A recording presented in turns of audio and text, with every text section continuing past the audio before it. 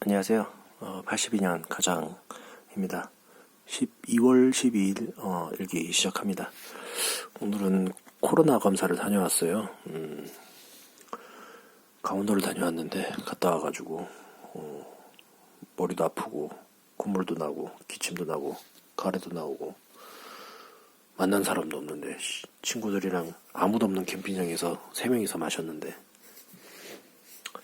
와이프가 너무 불안해해서 코로나 검사를 받으러 갔다 왔습니다. 제발 음성이 나오기를 기도해 주세요.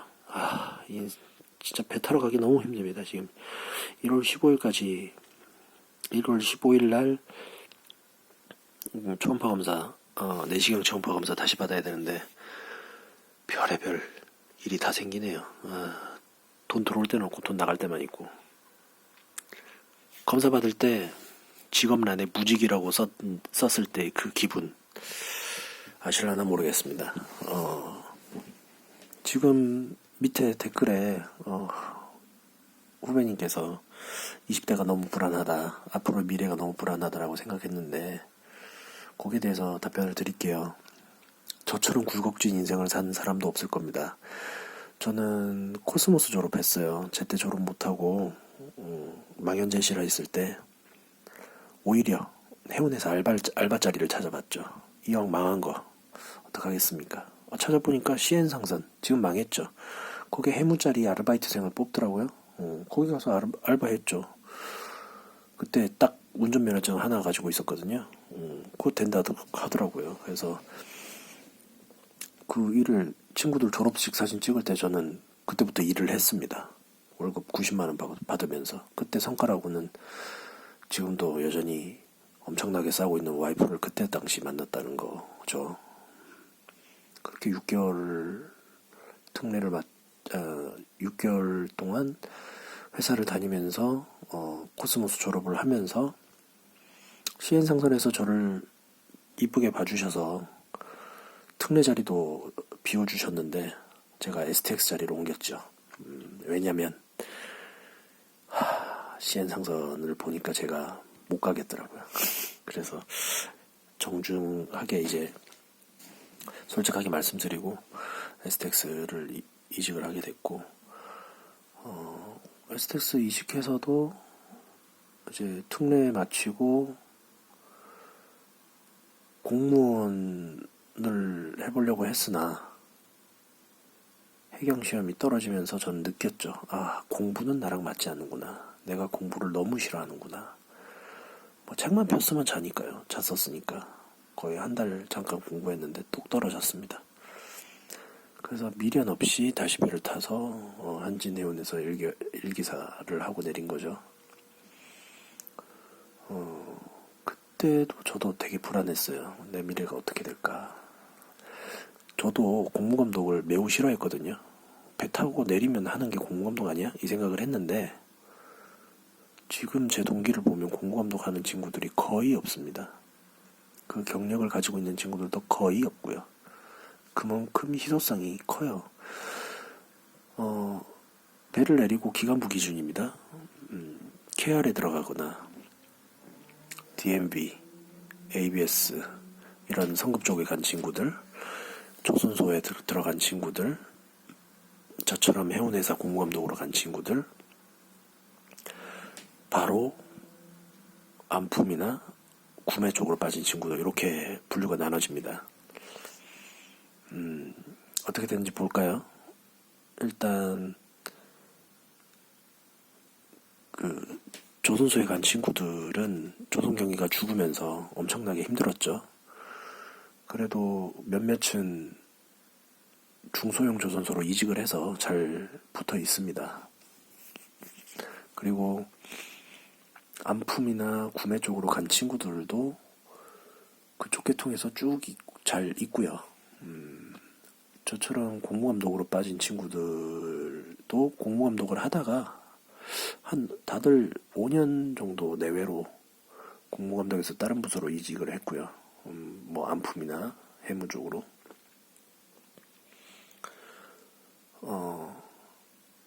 일단 제 후배님께서 원하는 직업이 뭔지 그게 궁금해요. 그냥 단순히 배를 타기 싫어서 육상직에 있고 싶은 건지, 아니면 나는 선박 관리 전문가가 되고 싶어서 공무감독을 할 건지, 아니면 안품이나 해무 쪽으로 특화가 되고 싶어서 그쪽으로 가려고 하는 건지, 그냥 일자리가 거기 있으니까 글로 가려고 하는 건지, 그거를 잘 생각을 하셔야 됩니다. 특히 안품 같은 경우는 맞는 친구들도 있는데, 안 맞는 친구들은 엄청 힘듭니다, 거기도. 왜냐면은 사람 관리가 그렇게 힘들다고 하잖아요. 그리고 만약에 내가 그냥 공무원을 해야겠다 싶으면 1년 만에 안 될 수도 있잖아요. 2년이면 2년, 3년이면 3년 안에 되겠다는 생각으로 경제적 여유를 가지고 딱 그 공무만 하시기 바랍니다. 예를 들면 뭐 관세사면 관세사, 또는 해경이면 해경, 또는 어업지도선이면 어업지도선, 이렇게 딱 포인트를 잡아서 그것만 하세요. 다른 거 막 해경 공부했다가 관세사 공부했다가 이러면 이것도 안 되고 저것도 안 됩니다. 많이 불안하죠. 저도 뭐 우울증 약을 먹어본 사람으로서 우울증 약은 꼭 드십시오. 그리고 제가 밑바닥까지 겪고 있고 지금도 현재 밑바닥을 지금 헤매고 있기 때문에 단언하게 말씀드리는데 저보다 후배님이 상황이 훨씬 낫습니다. 왜냐면 그래도 건사할 처자식은 없잖아요. 그게 엄청 큽니다. 그리고 나이가 젊잖아요. 뭐든지 할 수 있습니다. 힘이 드시면서 그 동기부여 동영상이나 이런 거 많이 봤었겠지만 저도 느껴봐서 아는데, 우울증 약을 드실 만큼 힘들다고 하면 그딴 거 다 필요 없거든요. 세상 속에서 점점 숨고 싶어지고 아무한테도 얘기하고 싶어지지 않고 운동도 안 되고 그렇게 되는데, 제가 그러다가 지금 이 지경까지 온 것 같거든요. 운동 매일 꼬박꼬박 하시고요. 체력 단련 하시고 우울증 약 드시고 곰곰이 생각해보세요. 조금 늦는 건 괜찮습니다. 결국 인생은 방향이니까요. 다시 재승선을 하실 건지, 아니면 공무원 공부를 하실 건지, 아니면 그냥 일반 사기업에서 다이나믹하게 일을 하실 건지, 걱정하시는 것 중에 하나가 퇴직을 언제 할 건가. 뭐 50대면 다 잘린다는데요. 그런 걱정은 먼 미래고 또 어떻게 판도가 바뀔지 모릅니다. 너무 깊게 고민하지 않으셨으면 해요. 왜냐하면 제가 말씀드렸죠. 선박 관리 전문가가 점점 없어집니다. 일본이 특히 그렇고요. 우리나라도 일본처럼 따라져 가고 있습니다. 제가 이번에 승선 교육을 받으면서 들은 얘기인데, 지금 해양대 후배들은 특례를 하는 도중에도 특례 못하겠다고 군대 가는 상황이라고 하더라고요.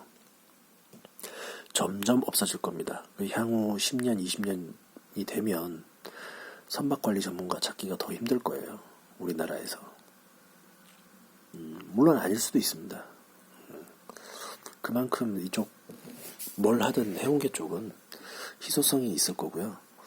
가시려고 하시는 곳이 여객선사라고 하면 여객선사에 대한 그 특수성이 있으니까 그쪽에서 오래 있으실 수 있습니다. 배 한 척 있으면, 한 척만 있으면 일 편할 수도 있어요. 좋게 생각하세요.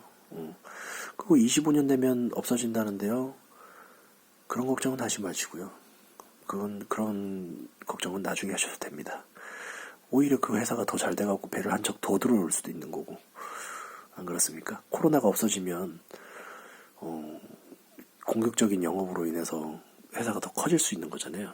그때 계셨던 후배님이 오히려 인정받는 계기가 될 수도 있는 겁니다. 그렇게 생각하셔도 됩니다. 다만 작은 회사는 작은 회사만큼 힘이 들어요. 왜? 괜히 조소가 아닙니다. 체계도 없고 또 그만큼 선원의 질이 떨어지기 때문에 대화가 잘 안 될 수도 있어요. 하지만 그런 있으면서도 나름 그런 데서 일하는 장점이 있을 겁니다. 분명히.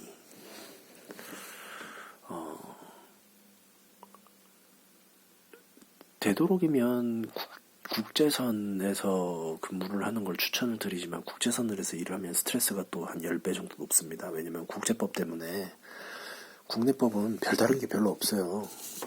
저도 연안선 공무감독을 해봐서 알지만 진짜 국제선과 국내선은 스트레스가 하늘과 땅 차이입니다. 근데 이제 자기가 발전을 하는 게 느껴지죠. 국제선 뭐 남들이 뭐 그렇다고 인정을 해주는 건 아니지만 그만큼 이제 파이가 내가 일할 수 있는 범위가 넓어지니까요. 국제선에서 종사를 하게 되면 뭐 나중에 코로나가 좋아져서 한국 일본 또는 한국 중국 또는 한국 러시아에 다니는 이런 선박들에 대해서 관리를 잘 할 수 있으니까 그것도 좋은 것 같고 그게 아니라면 상선 해운회사에서 국제선이 있는 해운회사에서 근무하는 것도 뭐 괜찮을 거라고 봅니다. 근데 이제 단연 근무 환경이나 이런 거 보면 공무원이 최고입니다. 그래서 다들 공무원 하는 거고요. 왜 KR하고 ABS를 가냐 하면 성급 쪽으로 가려고 하냐면 안정성 때문에 그렇거든요. 근데 KR을 제외하고 ABS나 DMB 이런 데도 잘립니다. 정규직이라 하더라도. 일례로 제가 폴라리스에서 근무했을 때 오셨던 선배님이 DMB에서 10몇 년간을 일을 하셨더라고요. 근데 이제 조선업 경기가 확 떨어지면서 잘렸어요. 뭐 지금 뭐 하시는지 모르겠는데 승선을 하는 거에 대해서 동기다 이제 주변에서 안 됐다라는 식으로 보겠지만 요즘엔 인터넷도 잘 돼 있고 하기 때문에 너무 안 좋게만 생각하지 않으셨으면 좋겠고 오히려 돈을 다시 벌면서 심리적인 안정을 얻을 수 있지 않을까 싶습니다. 공무원 공부를 할 때 제일 힘든 게 경제적인 부분이잖아요. 더 이상 용돈을 뭐 제가 받을 수 있는 상황도 아니고 용돈을 드려야 되는 상황인데 오히려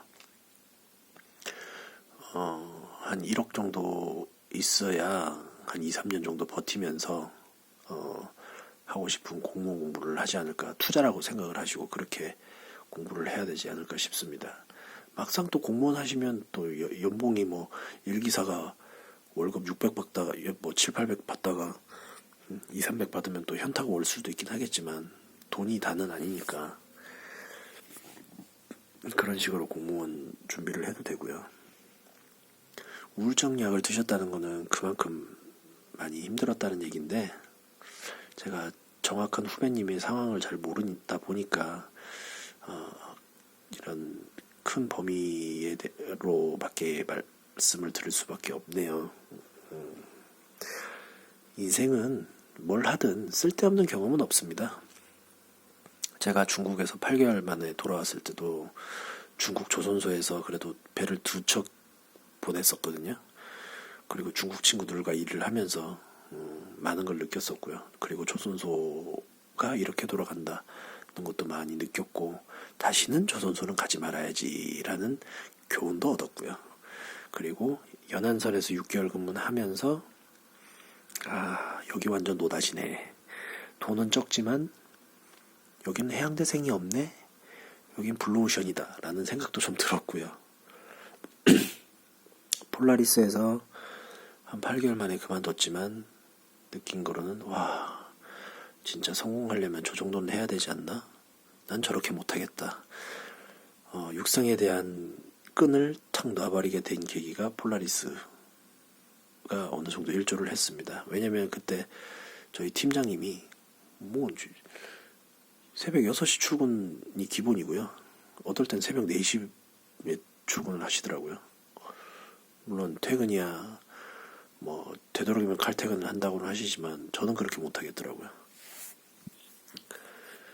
어쨌든 다들 열심히 사니까 그 정도 위치에 오르는 거겠죠. 동기들 중에는 강남에 집을 산 친구도 있습니다. 제 동기들 중에. 저는 거제도에 집을 사서 폭삭 망했지만 후회한다고 해서 돌아올 것도 아니고 지나간 일은 잊어버리시고 지금 공무원 공부를 하셨던 것도 나중에 일생에 큰 도움이 될 거예요. 나중에 지금 저처럼 후배님의 후배에 대해서 인생에 대한 조언을 해줄 때 실패했던 경험이 매우 큰 자양분이 될 거라고 생각합니다. 네, 오늘의 썰은 이 정도 풀기로 하고요. 아까 전까지만 해도 머리도 너무 아프고 진짜 코로나 아니야 싶었는데 감기 몸살이 아닐까 싶습니다. 내일이면 괜찮아지겠네요.